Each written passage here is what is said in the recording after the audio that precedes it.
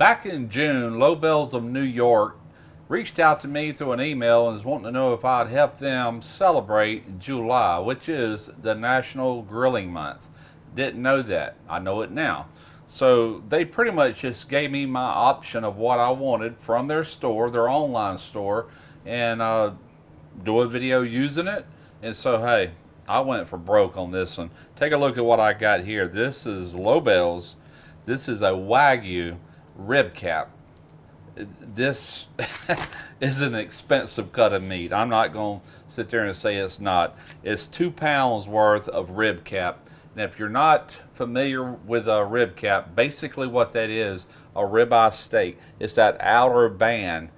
Then you have fat, then you have the center portion. It's that outer band. That is the rib cap.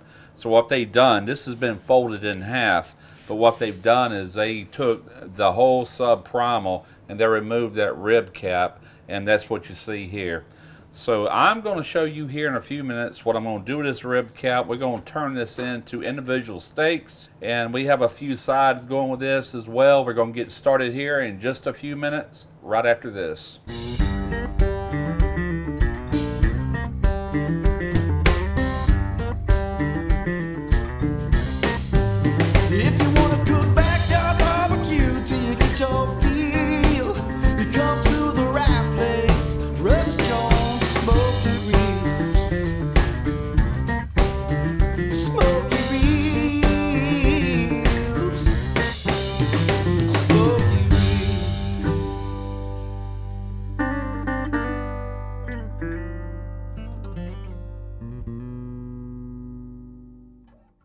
Look at the insane marbling on this. I mean, this is just totally unreal. I'm gonna pat it dry. And keep in mind, like I said, this is a Wagyu. Pretty certain it's American Wagyu.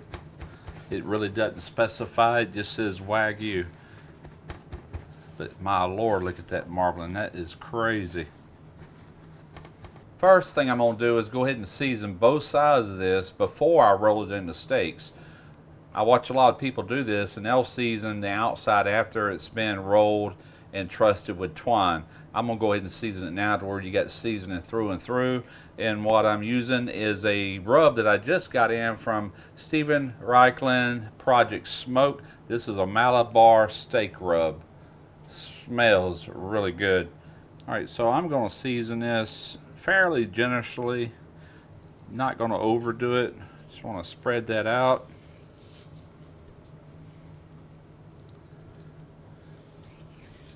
Press it in.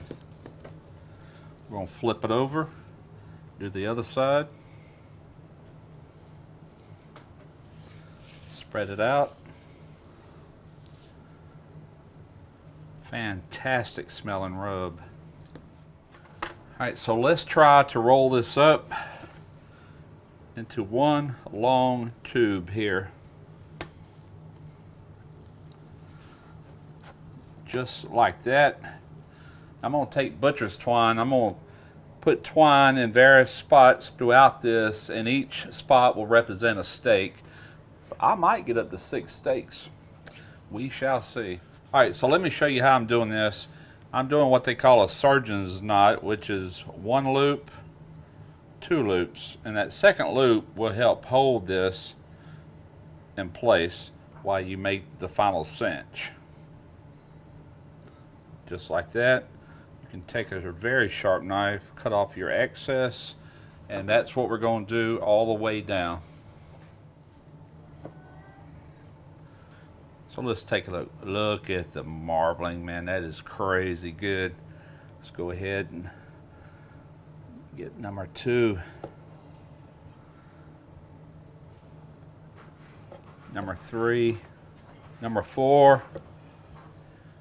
So there we go. We end up with 1, 2, 3, 4, 5, 6. Just like I said, we're going to take some more of this seasoning, and we're just going to do the ends. I'm going to go ahead and make a mushroom cream sauce while I'm in the house, while we got everything set up in here. And I might have to rewarm it right there at the end, but we're going to go ahead and make it in advance. We're going to start with it right now. Got a pot on medium heat, going in with a little bit of butter. That's a little less than a tablespoon. Alright, so my butter is almost melted. I'm going to go ahead and add in, I've got about 1/4 of a yellow onion going in. Just going to simmer that into the butter long enough to become tender and translucent. Alright, so we are just about there with the onions. I'm going to go ahead and add in, this is about 2 big cloves of garlic. About a teaspoon of garlic. We're going to let that simmer for around 30 seconds. And in addition to that, I'm going to add about a tablespoon of this Perrans. This is made by the Oyster Bed folks, and this is some good stuff. It was really designed to make compound butter with, but you can use it as a seasoning. It will rehydrate as we're making this sauce, and that's got everything in it that you could possibly need. Fantastic flavors. I've got 1 pound of fresh cremini mushrooms going in. These are also marketed as baby bellows.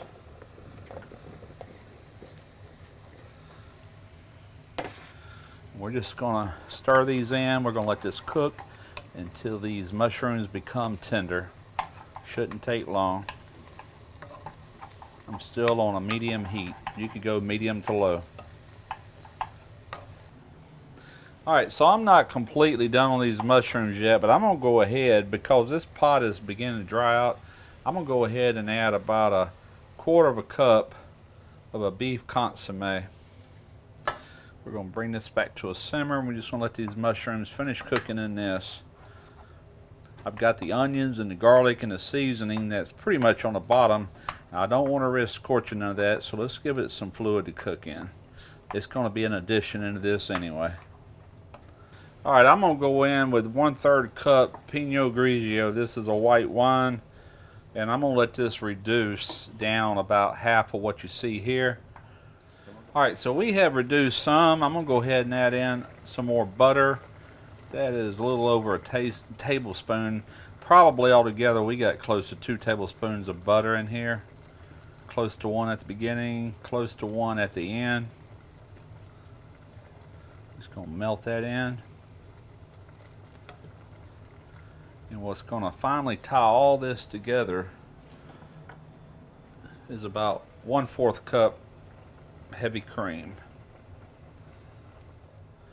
Now we're going to reduce again. We're going to reduce about back where we was. It should be thickening up some by then. Don't really want a real thick sauce, just something with a little bit of body to it, and that cream and the butter should provide that with a little bit of reduction time.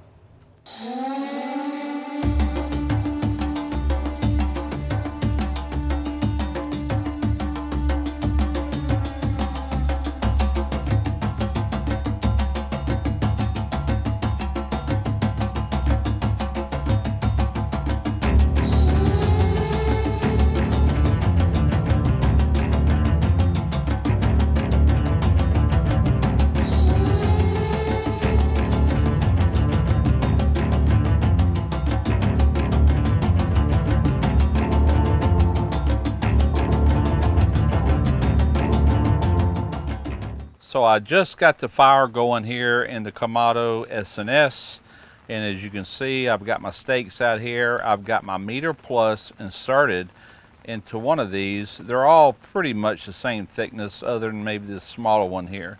And as you can see, I do not have a full load of charcoal, not yet. That's just enough to maintain a low and slow temperature. We're going to place this one right here, and we're just doing a reverse sear on these, mainly because the way I truss them up with the twine, now they become tall and thicker, so we need that reverse sear on these. If I'd laid it out flat, we could have got away with just searing those on both sides for roughly 4 minutes and had the same results, but I wanted to portion it out.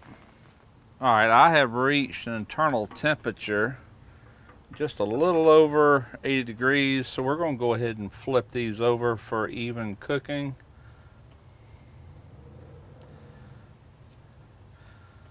I would normally use tongs, but it's just not that hot yet.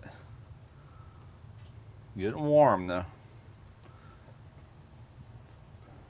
Gonna close her up. We're gonna keep going to 115 degrees internal. All right, so with this meal, I'm also going to do some steamed potatoes. We're doing some steamed broccoli and asparagus. I'm going to be doing this on my tunnel tube cooker. We're going to go ahead and get the gas flowing on this bad boy. We have ignition. We'll get this up to a nice head of steam. Potatoes going on first. All right, it took us about 5 minutes to get this up to a hard steam. We've got some yellow potatoes we're going to throw on here. And that is hot. Got some more of this Project Smoke seasoning. This is a Greek island rub. This is going to go on all of our veggies today. We got a wet surface on these potatoes from the steam. I'm going to apply a little bit on this side. Close her up. These are going to take roughly 20 minutes, but at 15 minutes I'll add the other vegetables. So I am reading 115 nominal in the center of this one. Let's take our instant read and see what we're reading on the rest of these. That's 120. So yeah, we definitely need to pull these off. 121. Let's go in front of the top. Absolutely time to pull off. Let's just set these here. We're just going to let these rest. I've got charcoal, more lump charcoal coming up to temperature, and I'll dump that into our basket here into the slow and sear, and we'll have a full complete basket of hot charcoal that we'll do a sear on here in hopefully the next 5 to 10 minutes. Boy, this thing is putting out some steam. Be careful when you open this. All right, I've got some broccoli here.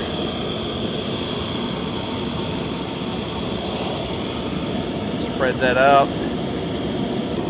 Put our same seasoning on this. And I have some asparagus.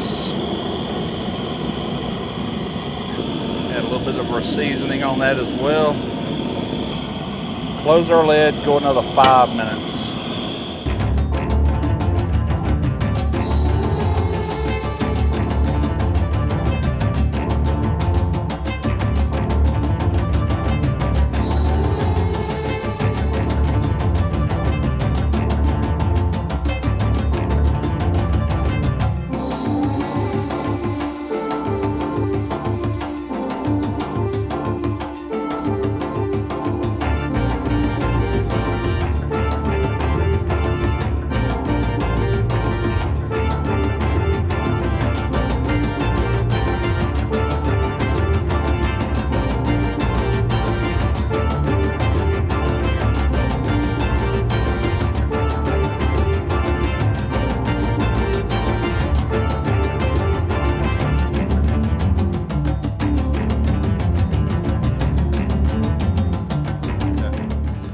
Well, look at this. Meal fit for a king.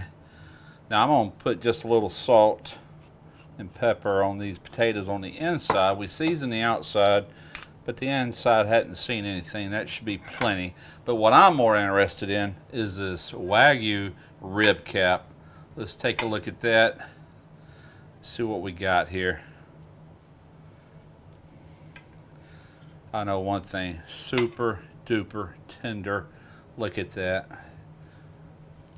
That is a perfect medium rare. I'm telling you, this is so tender, it feels completely raw. Here we go. Oh my God.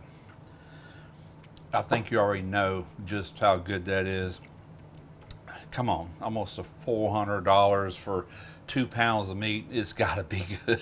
Oh my Lord, it's good. I don't want to waste much time sitting here talking. I will try the other things. Now, I made this sauce. That was Florida State, which of course it definitely doesn't need it, but it's there anyway.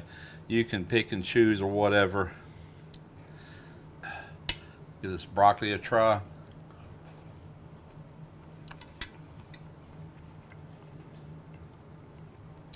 Steamer did a fantastic job on that. Asparagus perfectly done. forget all that, I'm going back in for the meat. One more taste real quick.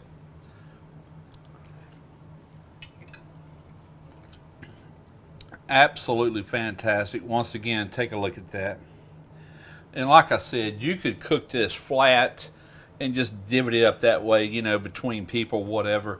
But rolling it out like this worked really good, and it gives you a chance to do a reverse sear. Otherwise, I would have went non-reverse sear, just sear and then sear, shooting for that internal temp. Fantastic meat. I want to thank Low Bells of New York for sending me out this piece of meat that is just totally unreal. It goes down as one of the best I've ever had, if not the best I've ever had. I mean, what else can top that? Hope y'all enjoyed the video. And get out there and grill. We got a little bit more time left in July, but hey, if you're like me, you're going to grill all year long. Hope you enjoyed the video. Until next time, smoke your ribs.